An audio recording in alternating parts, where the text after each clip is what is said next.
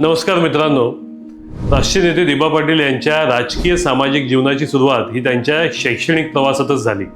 पुण्याच्या फर्ग्युसन कॉलेजमधून BA आणि लॉची पदवी पूर्ण करून त्यांनी 1951 साली रायगडमध्ये वकिली सुरू केली। पण लोकसेवा हीच खरी साधना मानून 1952 मध्ये कुलाबा लोकल बोर्डावरती निवडून आले आणि 1956 मध्ये संयुक्त महाराष्ट्र आंदोलनासाठी राजीनामा देऊन संपूर्ण आयुष्य झोकून दिले। 1957 मध्ये पनवेल मतदारसंघातून ते पहिली विधानसभा निवडणूक जिंकले आणि कुळ कायद्यावरील 4 तास 15 मिनिटांच्या ऐतिहासिक भाषणाने त्यांनी शेतकऱ्यांचा हक्क अबाधित ठेवला। सलग 4 विजय, 1972 मध्ये विरोधी पक्षनेतेपद आणि आणीबाणीच्या काळातील येरवडा कारावास असा त्यांचा संघर्षमय प्रवास सतत वाढतच गेला। 1977 मध्ये लोकसभेत प्रवेश करून त्यांनी शेतकऱ्यांचा आवाज दिल्लीपर्यंत पोहोचवला आणि 1984 मध्ये AR अंतुलेंचा पराभव करून ते दुसऱ्यांदा दिल्लीत पोहोचले।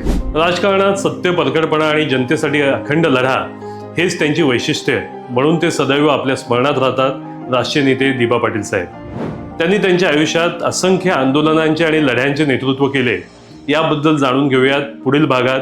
धन्यवाद।